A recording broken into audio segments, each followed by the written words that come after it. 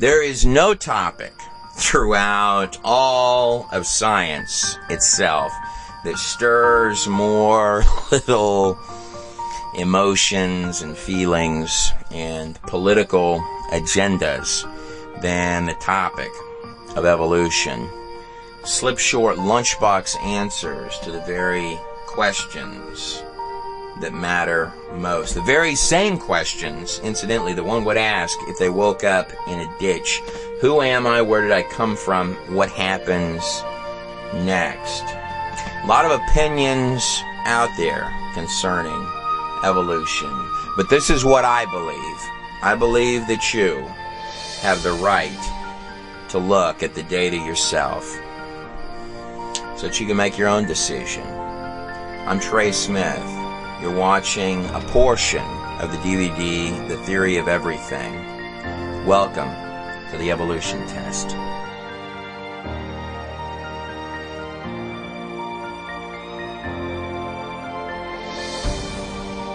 So, right from the beginning of this thing, we're going to give evolution some really big head starts, beginning with the universe itself.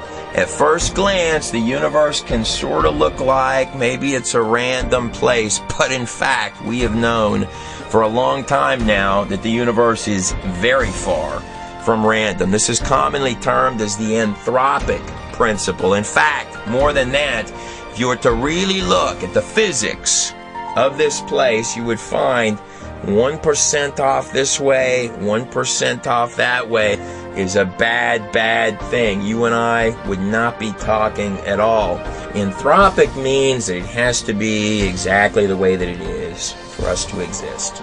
More than that, when it comes to, say, the cosmological constant, you wouldn't even find an atheist physicist who would tell you that they believed that one was accidental. The fine-tuning of the universe is not a little bitty issue. But nonetheless, we're going to start with the whole package. Evolution gets the universe, the whole construct and shebang with all of its precision from the beginning for free. And within the inside of that universe, we're throwing in the Earth as well. Don't worry about that big number there and all of those impossibilities. We're tossing it into the package for free for evolution as well. Evolution does also appear to defy entropy, the second law of thermodynamics, that things decline over time. We see species go extinct. We don't have one recorded example of a new species ever becoming, but we do have plenty of examples of species going away. The dinosaurs would be an example of that. When I say species, I mean an entirely new kind of creature emerging to become. So it violates entropy, but don't worry. We're going to go ahead and give evolution a free pass on that one as well for the purpose of this. It is true that evolution also violates biogenesis, which states, of course, that life only comes from other life. Evolutionist Sir Fred Hoyle stated, and I quote, that believing that the first cell arrived by chance and accident is like believing that a tornado could sweep through a junkyard and create a Boeing 747. It's not just species that we don't see becoming, but on the cellular level, we've never seen a cell come from anything other than another cell. Now, just like entropy, we see cells go away. We see them mutate and die, but never see a cell become. And just like the cell, we've also never seen a DNA strand come on its own. A digital coding for life, any kind of life, even the smallest form of life, we've never seen the digital coding become. That's another problem. And you need both simultaneously. But for the purpose of this, we're going to do that. It gets the cell and it gets the coding both combined from the start. So I need the digital coding for life to happen from inorganic materials somehow, whether it be as sort of a volcano did it, or others propose lightning struck and produced the digital coding, or if you want to view that things were shaking around in sort of a cosmic soup, by some mechanism, I need actual sophisticated code that is tens and tens and tens of thousands of times more advanced than this laptop and the entire computer setup combined in every single strand. It can't have any junk code in there. It's got to be tit for tat on every line, because the digital software is making up the living instructions, click by click by click, line by line, for life itself. But even though the three-dimensional digital coding for just one single strand of DNA is really incredibly complex for us, that's just where it begins to get tough, because now I've got to have trillions and trillions of strands of digital software come together like a perfect glove, coordinating in each precision piece to create little bitty fingers and little arms and little legs and little bitty toes. Then I need different kinds of software to all come together for every type of tissue, for the nervous system, for all of the functionality, including the human mind itself, every organ, every cell, every system, all built and comprised and pulled together from digital software, including all of the billions of neurons that make up the brain. And then, as the final touch, you need the miracle of miracles itself, consciousness. It does sort of seem like an awful lot of very mysterious accidents.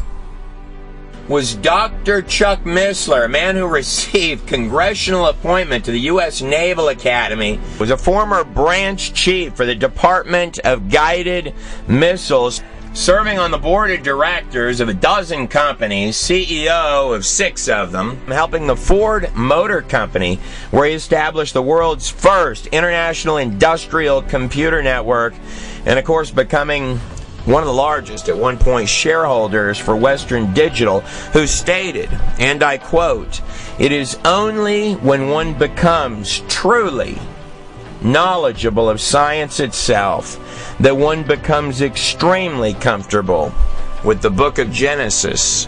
But don't worry about biogenesis for the purpose of this test of evolution. Not only are we kicking entropy out of the mix, but we're kicking biogenesis out of the mix as well. Not only that, but I'm going to give evolution all of the digital coding that it needs from the start. I'm not going to require it to have lightning bolts or cosmic soups. I'm going to give it to it for free from the start.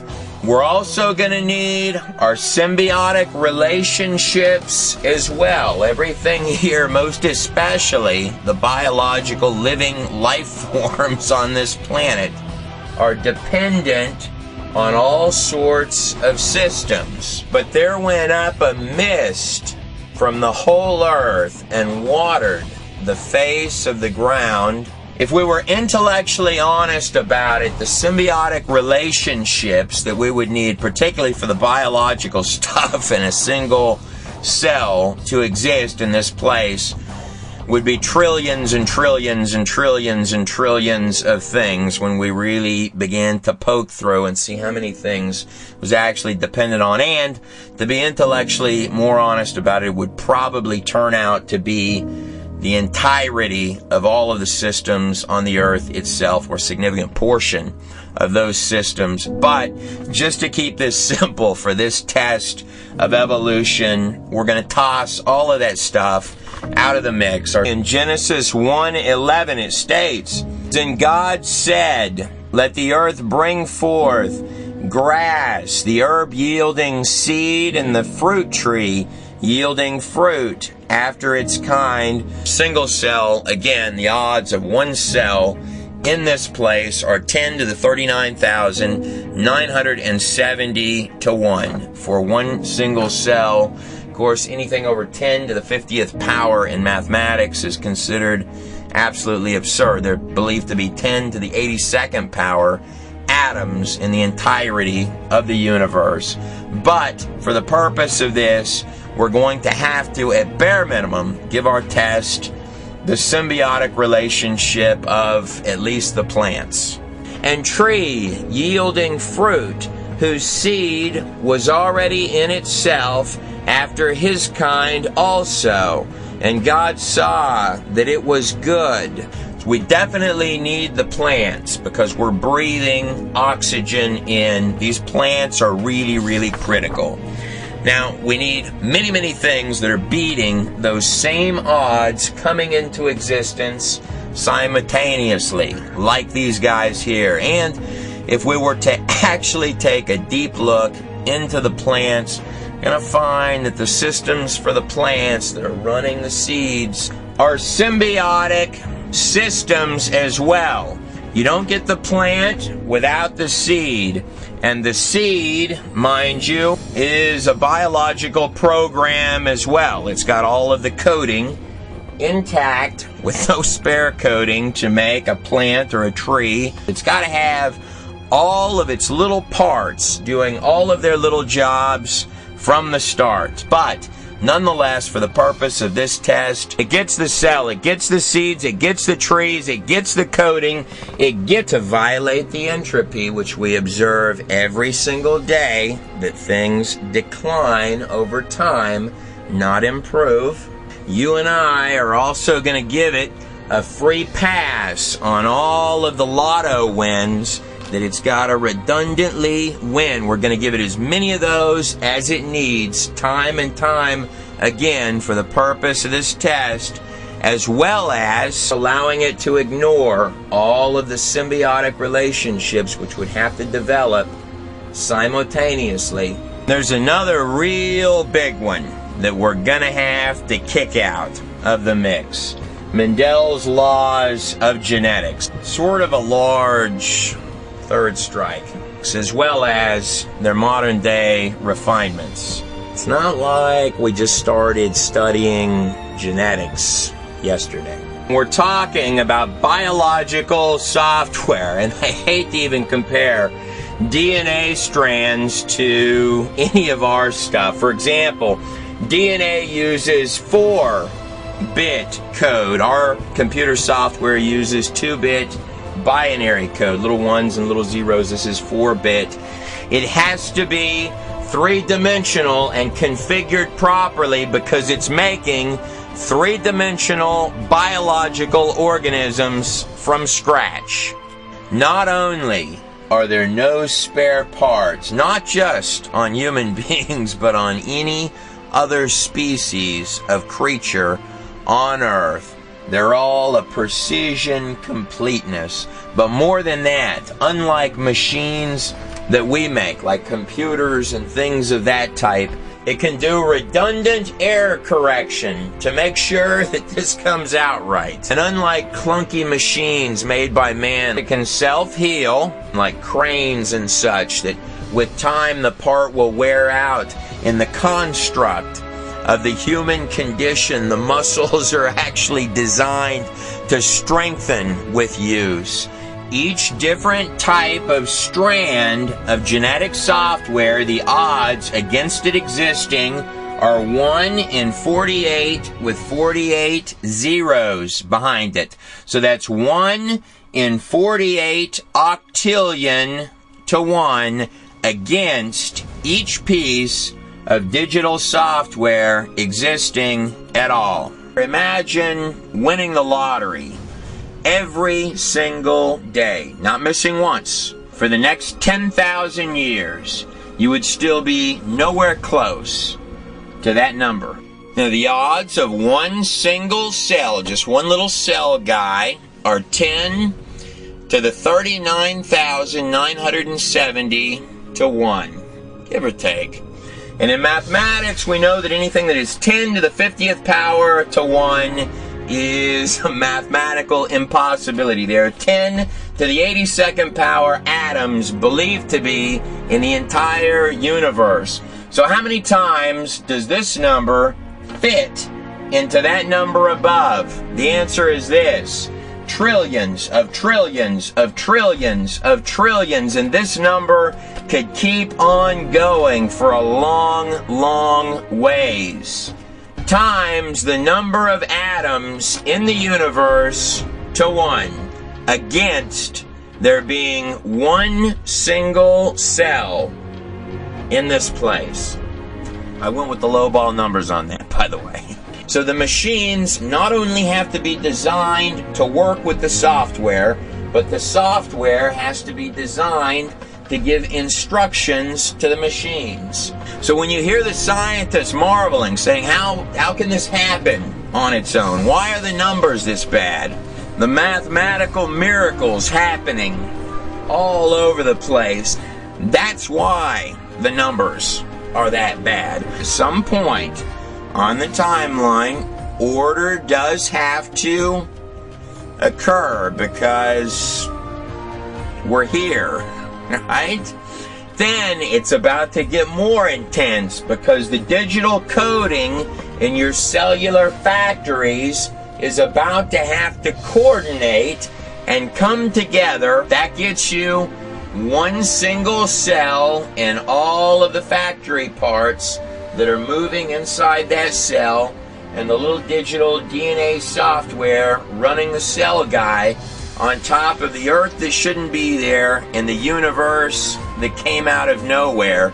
But this right here is the point where the accidents have to go sheer precision. That's a human heart right there, surgical.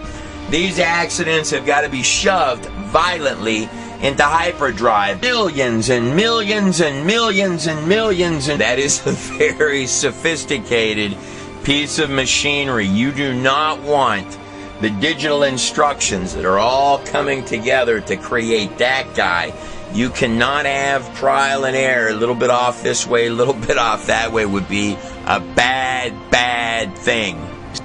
The programming software has got to work seamlessly with these cellular factories, which in their inner worlds are more tit for tat precise, more efficient than any computerized automated factories on the planet Earth. The list of these things could keep on going. DNA is the literal software, the living programming, line by line specific for every single cute, soft, warm, cuddly, and even the strangest of things. Bottom line, DNA is the software which makes up all of the different types and kinds of species on this planet. Each creature has exactly the coding that it needs to become whatever type, kind, or species of creature that it is. There is no junk code in DNA, nor is there junk code in the cells which the DNA software runs inside of, or the organs which those cells make up, or the entire functional systems of the living biological organisms themselves. The Russian silver fox experiments, going on now for more than 50 years, are one of the more beautiful examples of animals, in this case foxes, producing, limited to their genetic kinds, the array of variables and appearances within animal types. Look at this first silver fox here. Now look at this silver fox, as well as these cute little silver fox variations produced within the 50-year ongoing Russian silver fox experiments. This is commonly termed as microevolution, meaning that the species can work with pre-existing code within their animal kinds, which is grandly different than Darwinian evolution, where things are becoming other creatures and transforming. These animals are restricted within their animal kinds. Bottom line, this fox can have other variations of foxes, but its genetic coding does not contain the information to turn into a whale. Actually, genetically speaking, everything on this planet is losing genetic information. This is particularly observable in viruses, but in all the creatures on the planet, we're actually degrading, just like with entropy, and losing species counts. The current numbers on extinction rate are anywhere between 1,000 species a year to 10,000 between all of these types of creatures, and depending on whose numbers that you listen to, but we're certainly losing things and not gaining them. And the same applies to our genetic coding. So, in theory, if you rewound time, the genetic coding in the past, further up this line, would be stronger. In every living creature on the face of the whole earth, the DNA is weakening. It's degrading. Just like when you make a copy of a copy of a copy of a copy of a copy of a copy of anything, it begins to lose information, not gain it. But don't worry, the DNA is tough digital coding. It's well-built stuff.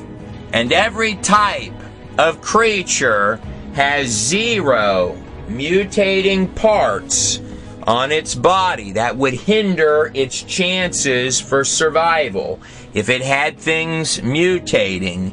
Even worse, if it gets any type of genetic defect or mutation, any type of randomness introduced into this precision, tit-for-tat, line-for-line coding, can not only injure the creature, it can kill it. That's all just the baseline stuff. If we were to leave Mendel's laws of genetics into this test of evolution, that would,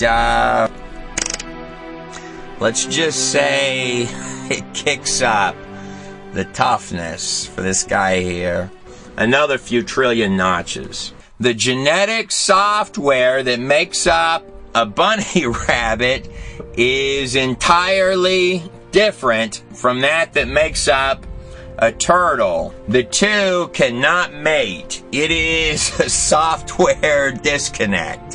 When you're dealing with biological software, just like dealing with regular software, programs and files, the coding has to match up, line by line by line. Now, different programs have different coding, and they're only designed to work with specifically the coding that works with each program. The genetic coding, the actual digital software inherent in dogs, at least naturally, without any engineering done, any intelligence or any mucking with the code, the software inherent in dogs will only work or produce other breeds, other kinds of dogs. It's only compatible with other dog types.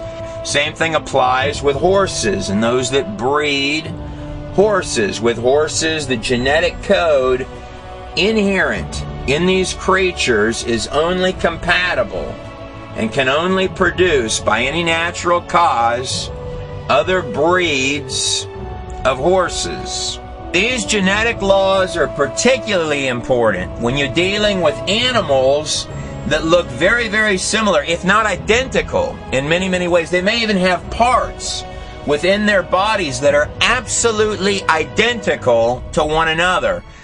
Appearances can be deceiving, just like if you had two separate factories with similar or identical machines in each one, yet both factories are running different genetic software. You probably heard it said that horses, or animals that were like horses, wanted to reach tree branches, which were way up high, so the horses over time grew longer and longer necks so that they could get at those taller branches, eventually becoming giraffes. The truth is that the genetic coding for a giraffe and its biological systems are not even remotely close to the systems of that of any type of horse. Just like with computer software, you need a source for every single line of code. Coding does not grow, it does not magically appear, whether it be biological coding or whether it be computer coding. And if you're missing code, if any of the digits are off, your system crashes, your animal is in trouble. It's not the little train that thought it could. This is real coding that you need for every part, including a different circulatory system. This is not just wishful thinking, I want to click up a larger neck. This is real. You need actual tit for tat for tit for tat, line for line for line for line, digital coding for every cell, every function, every part. All the way down the neck of this animal are blood vessels, arteries, which have literal valves. This is going to take more walls of digital coding that will shut off and keep blood so that when it goes down for a drink of water, it will not pass out, which would most definitely injure its chances of survival if it's trying to run or get away, or it passes out and drowns in the pool of water, or if the animal simply passes out every time it goes down for a drink. It's also got special sponge-like material on its mind to capture blood in. Those take more software so that when its neck goes up and down, that it will not, again, pass out and go unconscious. And to run these extra apparatus of the long neck, it needs a 2.5 foot long heart, give or take. Entirely different heart, that's going to be a bunch of these, pumping all of that circulatory blood through this long neck. This isn't just a couple of little knickknacks that are different. This animal has an entirely different body plan. Software after software after software. If it were missing one piece of any part of this animal, the giraffe, would not exist. Once again, from inorganic material, I need trillions of lines of precision three-dimensional software to mysteriously appear. And all of the precision factory machines to ultimately become a giraffe.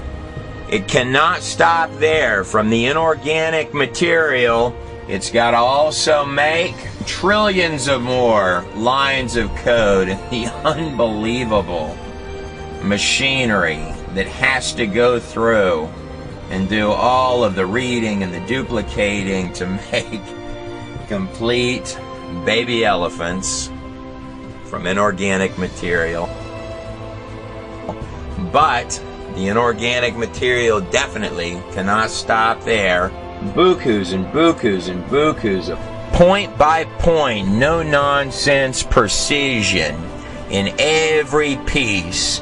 Bunches of more living, breathing, biological machines to somehow just strangely become. Cells are not just factories, they are literal, living, breathing cities. Look at that thing go. Whirlwinds more coding to make lions, alligators, and the most vicious things on the planet Earth. Rivers more code. From more inorganic material to make even the cutest of things on this planet, as well as every single living, breathing creature on the face of the planet Earth. It's a lot of lightning bolts. In the construct of this place, the matrix of the material world, this thing that we call reality, the entirety of little particles which make up the universe, everything here is a causality, a cause and an effect. This becomes particularly important in science when you can see the effect of something, but you cannot see the larger scale of what caused it. You know, it's also true that a created thing can never understand the scope of what created it. A literal mastery of biological hardware, but it's not complete until, boom, you got your consciousness. Never forget the cherry on top, right on top of all of it. Sort of like being plugged into Wi-Fi, huh? The real you, neurons and little connections coming down the spinal cord. Almost like there's something larger going on here than mortgage payments and car notes. Look, here's the paradox. Let me lay it out for you.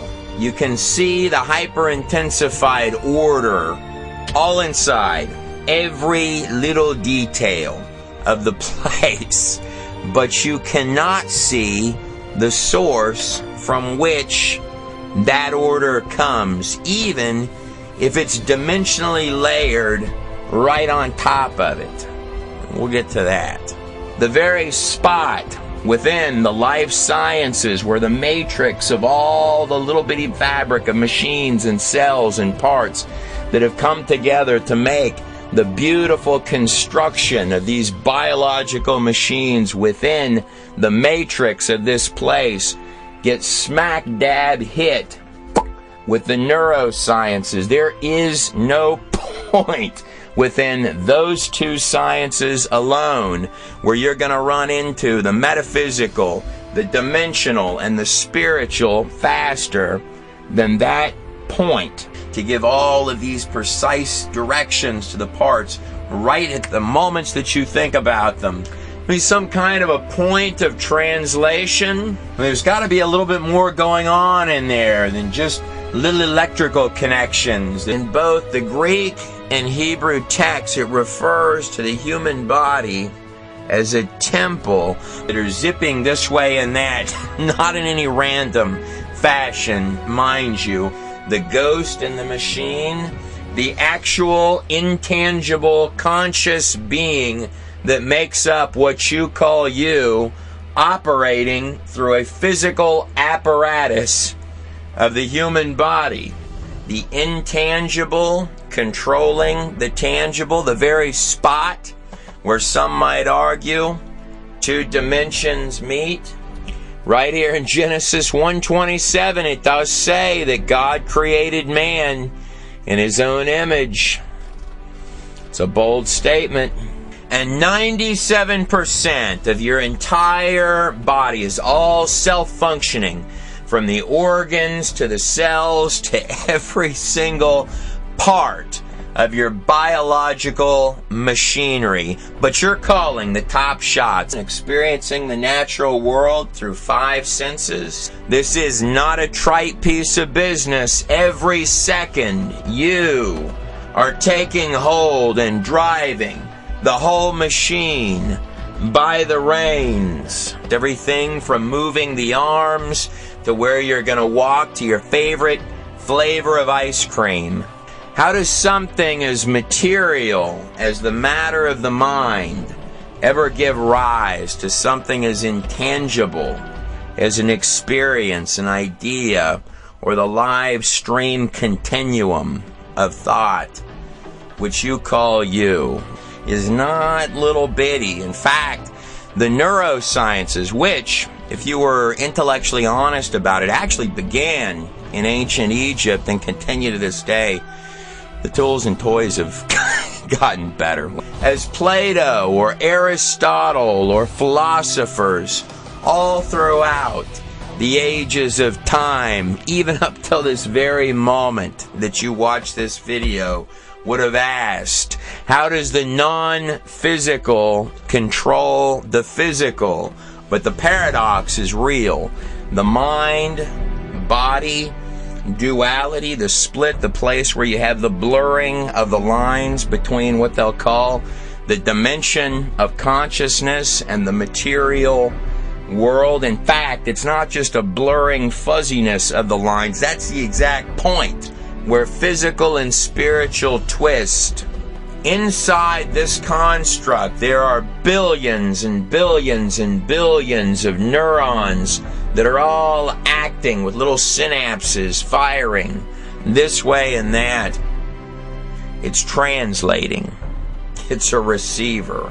Nobel Prize winner neurophysiologist Sir John Eccles stated, and I quote, "The human brain is a machine that a ghost can operate," so that you can have control of this entire being, passing down the spinal cord into the fingertips and every part of your biological body. But what are we really? What is the soul?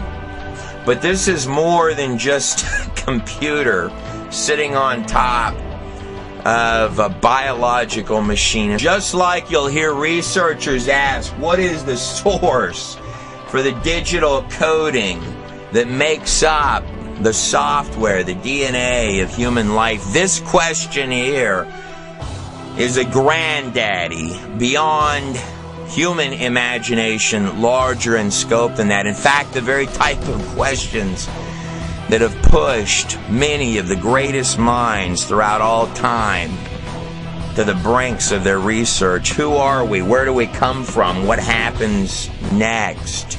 It was Albert Einstein who said, and I quote, "In consideration of the cosmos, the order of the universe, which I, with my limited human mind, am able to perceive, yet there are those who say there is no God. What makes me really angry is when they quote me in support of such views." That was Albert Einstein. It's very rare that you would ever find any quote where Einstein would say he was angry about anything.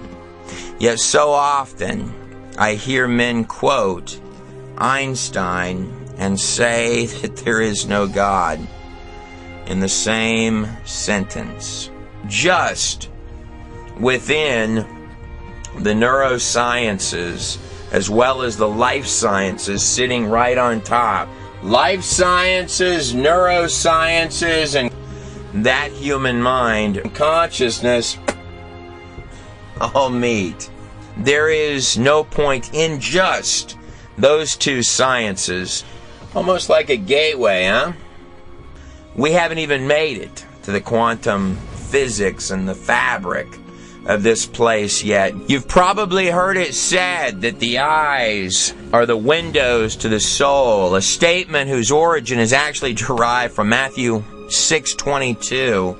But the truth is, the illusion is a lot deeper in scope than that. It's not actually the eyes that see anything at all. The most advanced camera in the world, literally plugged in and tuned to the frequency of the material world. They're collecting the waves of light, which at their base are little quantified digital units, packets of light that enter through the eye. Solidness is an illusion.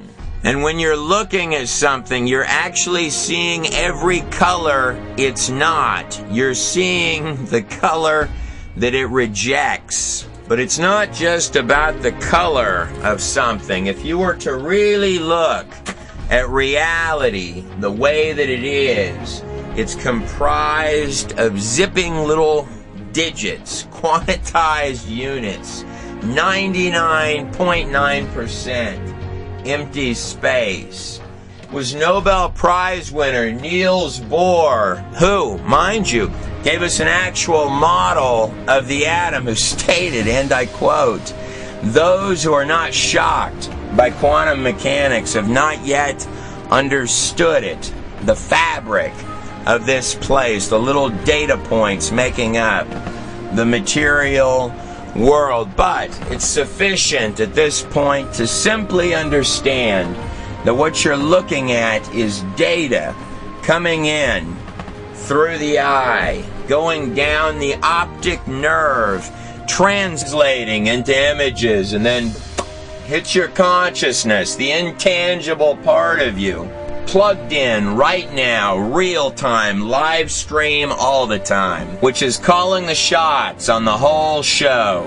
This very much implies that the real you is much more than the software, the hardware, or the biological machine. It does seem like there's a little bit more going on here than what meets the eye. Let me ask you this.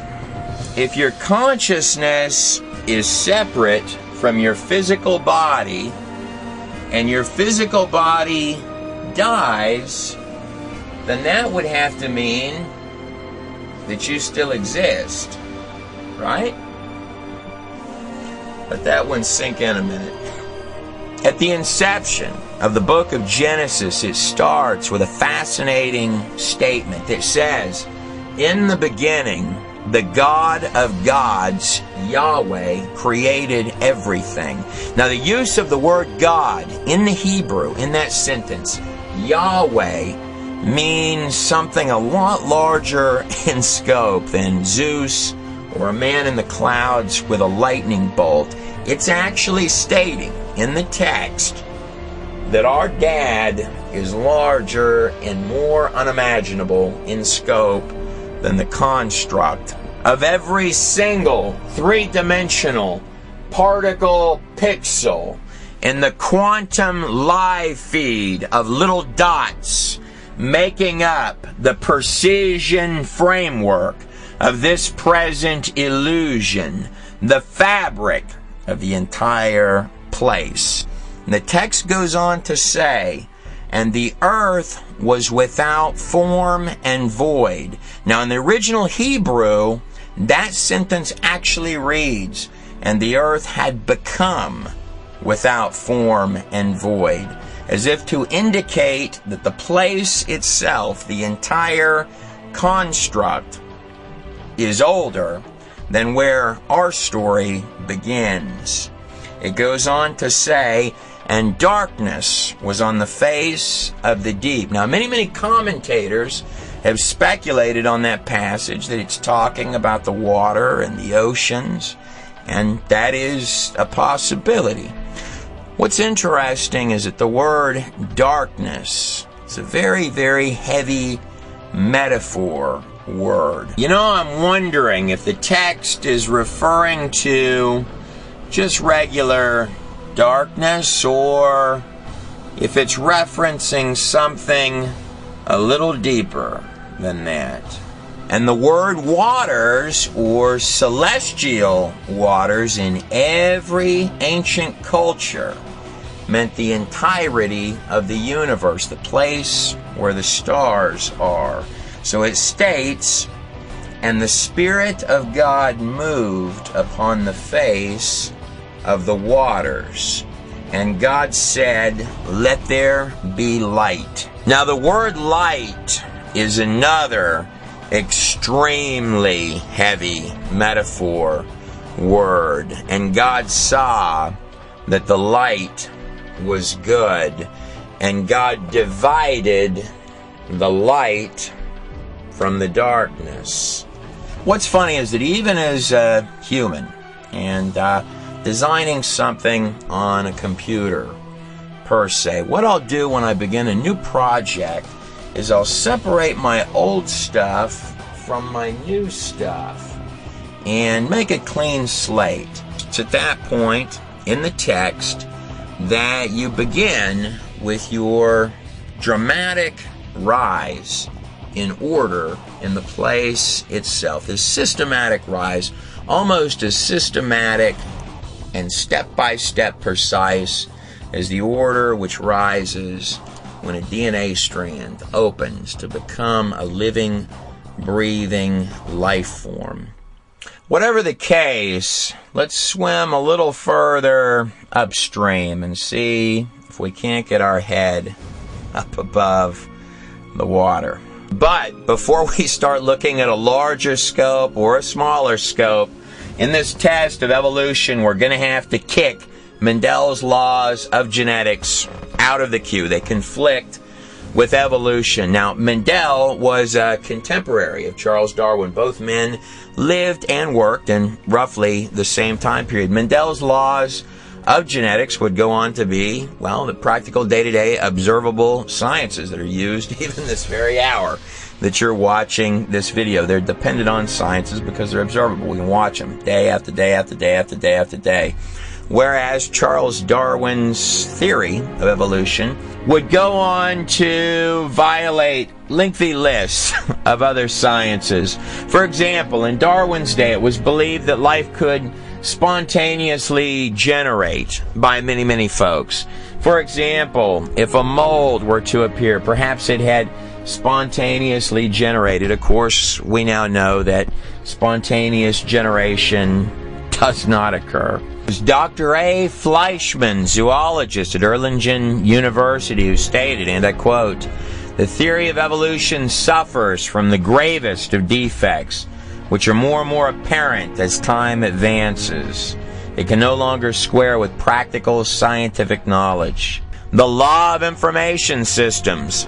Information always has a source." Dr. David A. Kaufman, University of Florida, Gainesville, stated, "Evolution lacks a scientifically acceptable explanation for the source of the precisely planned coding within cells, without which there can be no proteins, hence no life."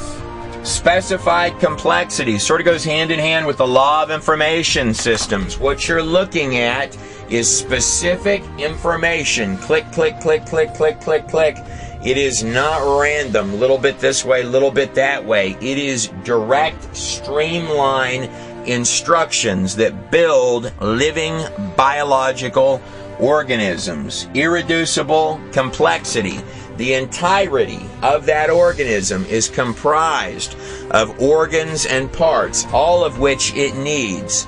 Those parts are comprised of cells, which require all of their parts. Those cells are run by digital software, which require all of their coding from the information systems to run the inside of the cells. All of these parts are made of quantum particles, which are not random either. It is irreducibly complex from bottom to top. Statistical mathematics is not evolution's friend by any stretch of the imagination. Natural selection. If you have two dogs, bald dog, hairy dog, snowstorm comes through, environment changes, I lose my bald dog, I've got less dogs than I started with. Natural selection, or survival of the fittest, goes hand in hand with entropy. As environments change, resources go away, you see species drop off of the map. This is why we observe species die or leave, but we do not see new species become. Natural selection is not a friend of evolution. The fossil record. Tom Kemp of Oxford University stated, and I quote, "As is well known, most fossil species appear instantaneously in the fossil record." Genetic complexity, information theory. The truth is that if we were to really go through the entire list of places where there's a 180-degree conflict with evolution, we would be here for weeks. So, I'm going to rip all of it out right this second, toss it to the side, level playing field. Let's put evolution to the test. It was in 1859 that Charles Darwin proposed the origin of species, that things evolve into other things. So see the dog, he jumped in the water, and he is deciding he's going to sort of grow these fin-like things. See, so the dog ultimately turned into a whale. See how the theory works? Now, mind you, in 1859, when this was proposed by Darwin, it was believed at that time that a single cell was as complex as a ping pong ball. And God created great whales and every living creature that moves, which the waters brought forth abundantly after their kinds. So here's one of the proposed charts or ascent transition lines for evolution, and you can see the drawing here is indicating that the fish is growing arms, which are going to form a different head and become a tail, and now it's getting fingers down here. The problems with this are intrinsic, beginning with, of course, the digital programming code of DNA is just like software coding for a program. If a program picks up any junk code, error code, or mutation code into any of the lines of its complete coding, it will by no means make a better program. Even a single human finger is beyond imagination in precision programming scope, but the problems are larger than even the genetics.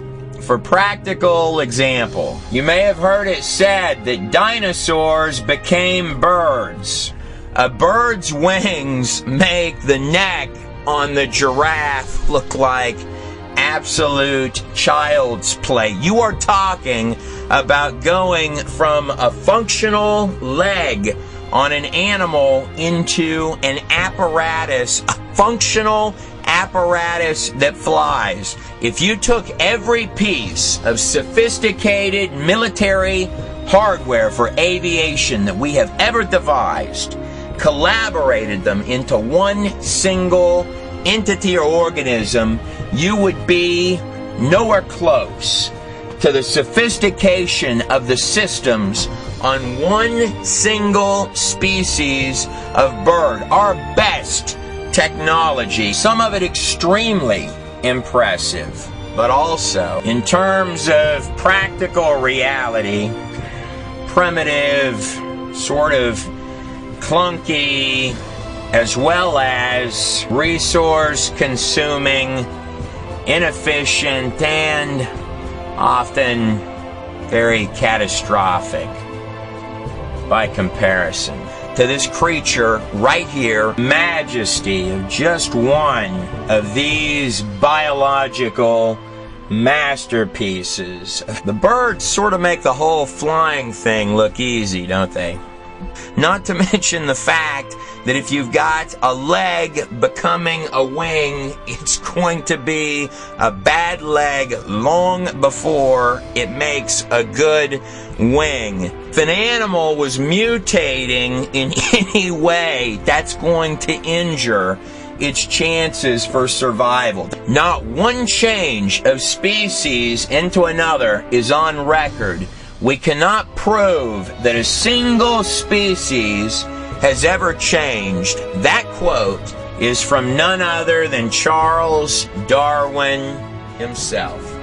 Now, each program on this screen has exactly the coding inside of it that it needs at the very start. Otherwise, the program would not exist. So if I've got a monkey that is slowly turning into a person, there has to be actual cellular coding for every little tiny piece of the transition, just like these computer programs on this screen will only open to become what they are, because their lines of software coding only have the specific line-for-line instructions to open and become whatever the program is. You need precise code for every single line,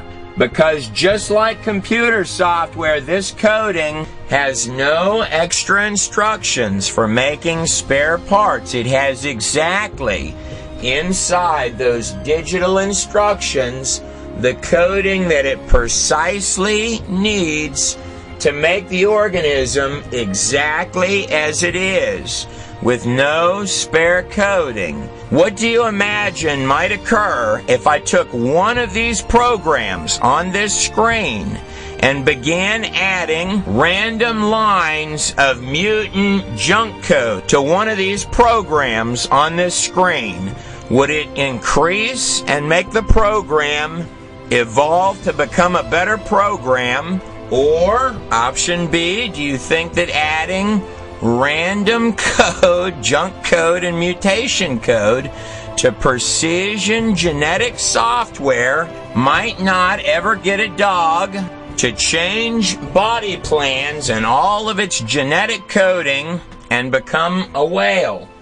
So what do you think? If we were to add junk code to one of these pieces of software, one of these programs, does the program fall apart, or does it become a better program? And whatever the case, evolution is stating that random accidents in the precision genetic coding began to accidentally spit out every direction and every kind of creature and species on the planet Earth. Despite the entropy, biogenesis, and all of Mendel's laws of genetics, and also ignoring all of these basic day-to-day observable sciences, one would anticipate that the evidence for all of these transitions, which would have to occur, spitting out mutant animals and creatures in every conceivable direction, should be readily available and easy to find within the fossil record. Strangely, though, the evidence on the entire face of the whole planet Earth for all of this science-defying activity seem to be primarily confined to this single set of monkey bones.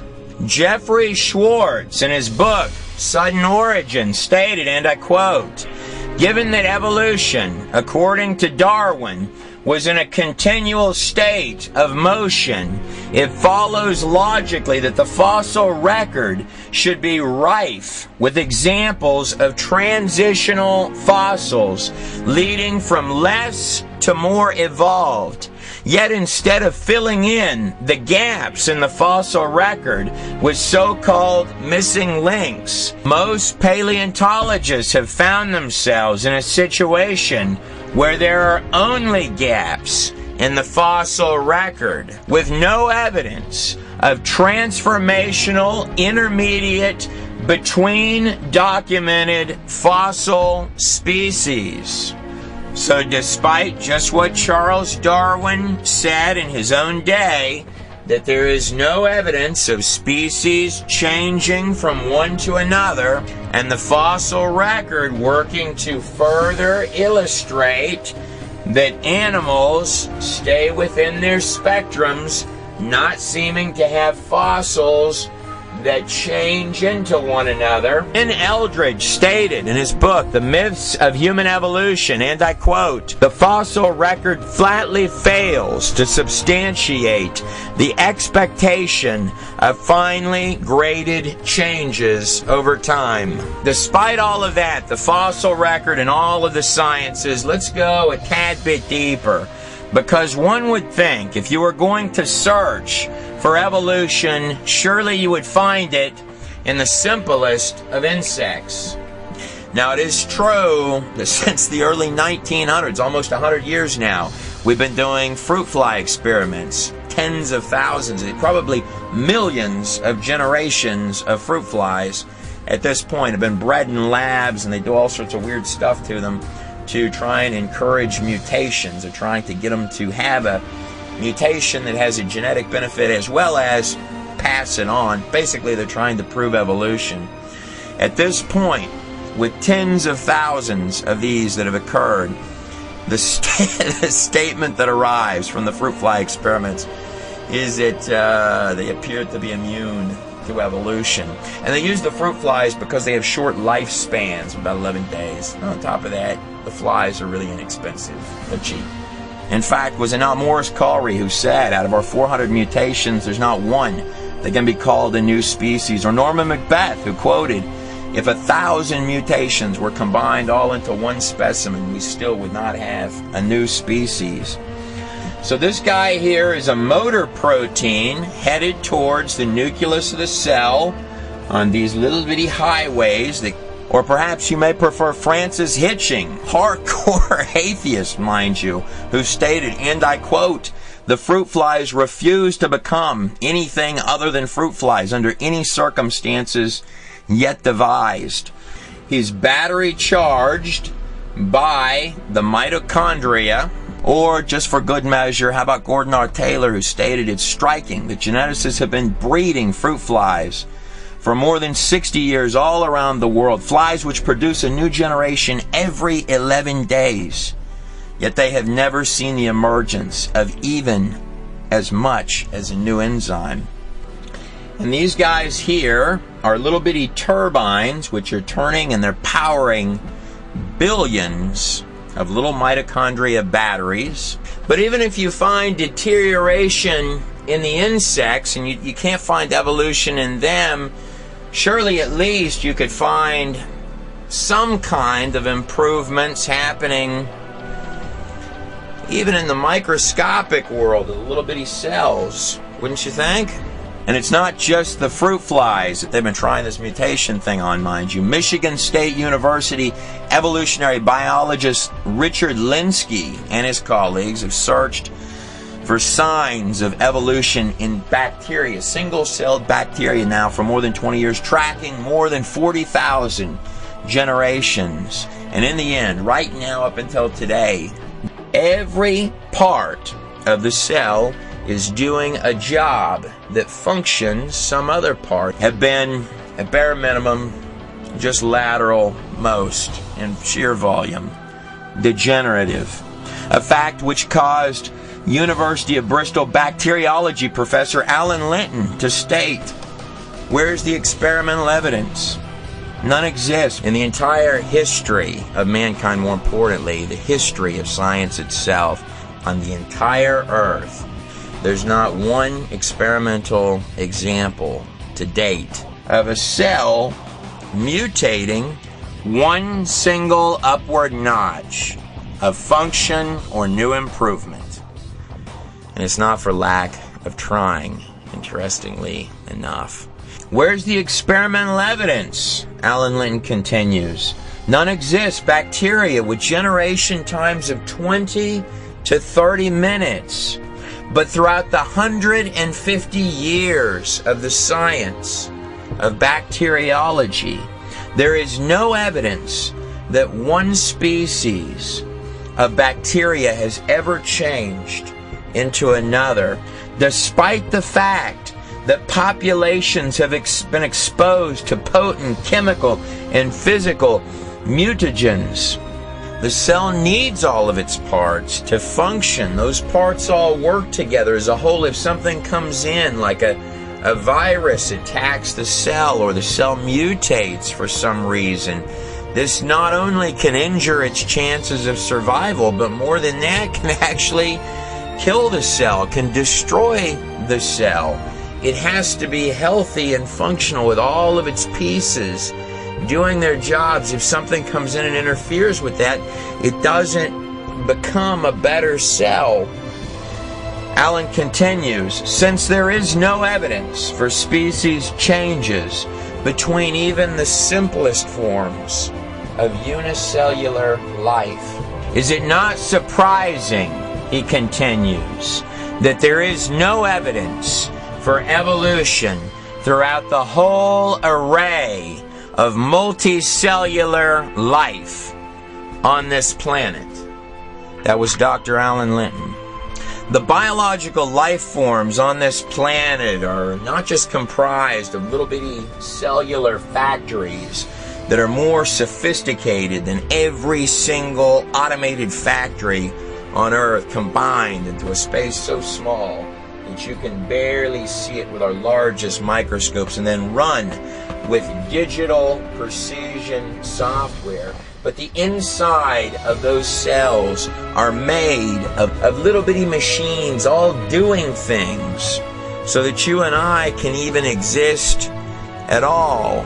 It was Dr. Doug Axe and Dr. Ann Gauger that came up with these numbers here.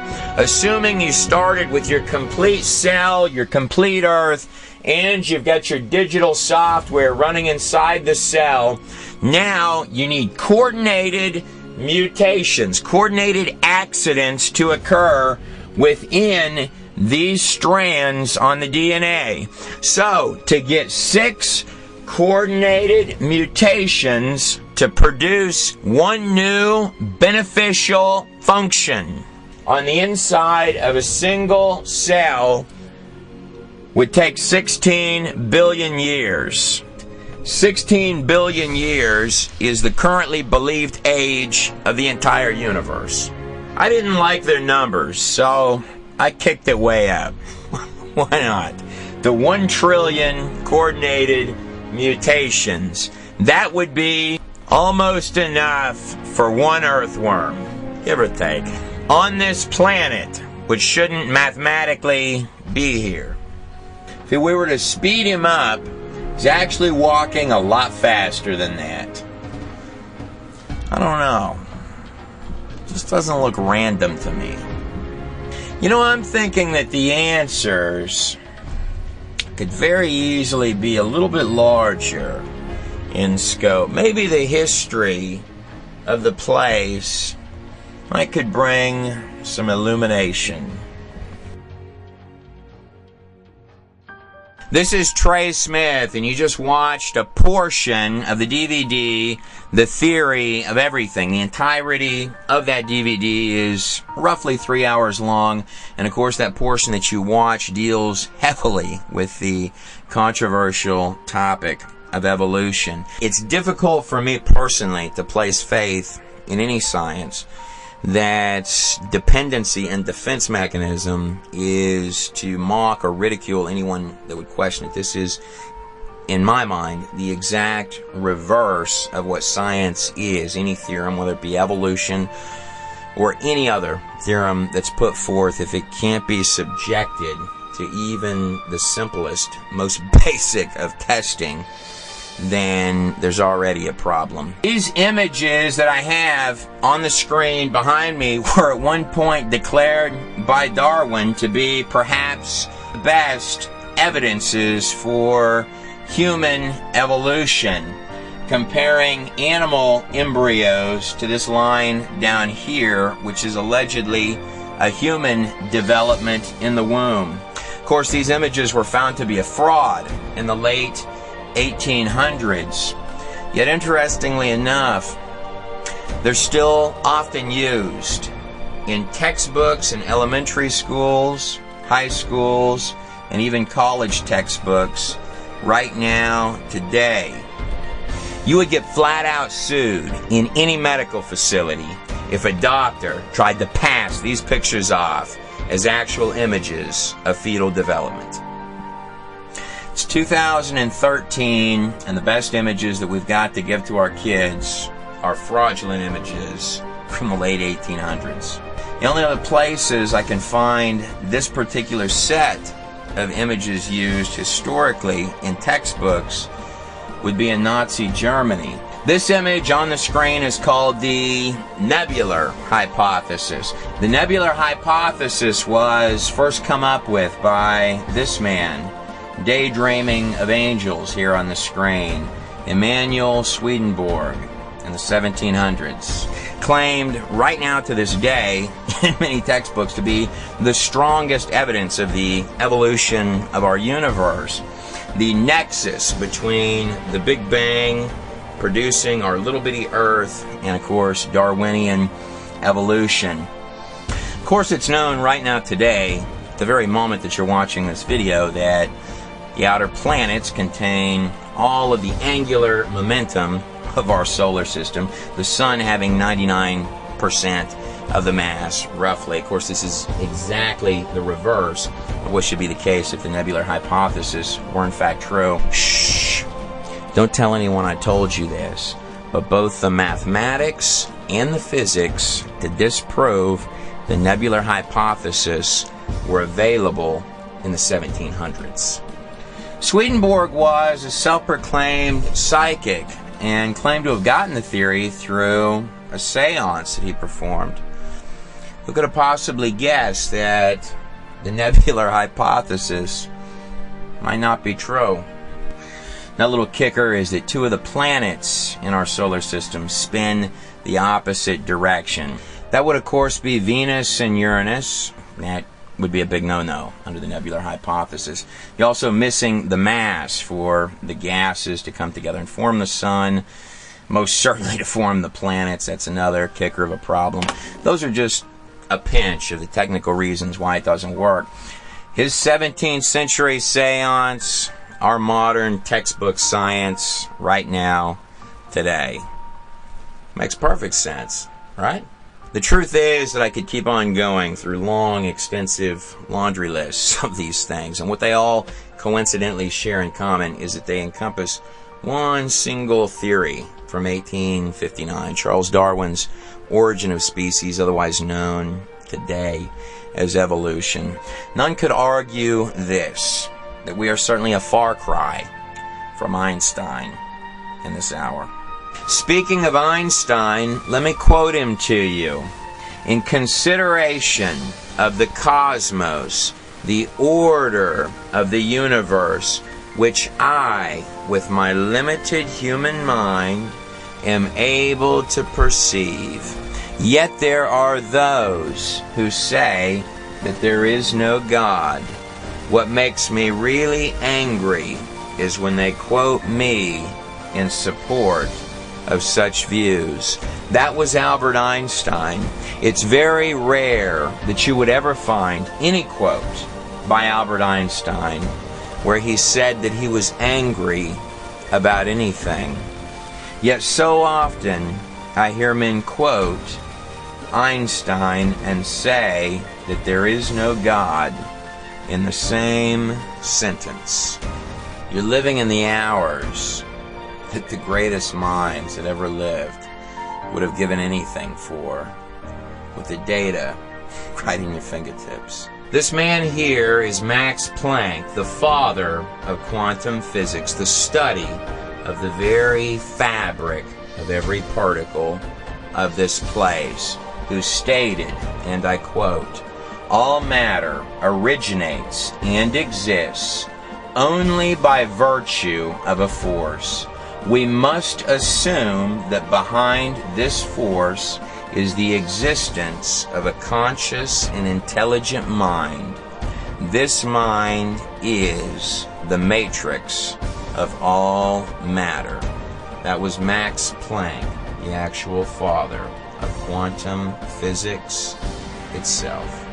I have a difficult time believing that either one of these men, as well as many, many others, the brilliant minds throughout our time, were entrusting their calculations or their sciences to 17th century seances. I have an even more difficult time believing that either one of these men would have tried to convince me that they believed that dogs, given enough time, could turn into whales. In studying ancient history, per se, one of the things I've noticed redundantly is how often those who will boast themselves as the wise can so often redundantly prove how easy it is for one to intellectualize their way into absolute idiocy. Conversely, those who would appear on the surface so often as the most foolish amongst our numbers can literally stumble their way into sheer brilliance. I'm Trey Smith. Thank you for watching this portion of the DVD, The Theory of Everything. The Theory of Everything, full-length DVD available at godinanutshell.com. Virtually guaranteed to upset university professors, as well as cause significant disturbance to the rebellious 25-year-old still living in your basement. If that's not worth $20, I have no idea what is.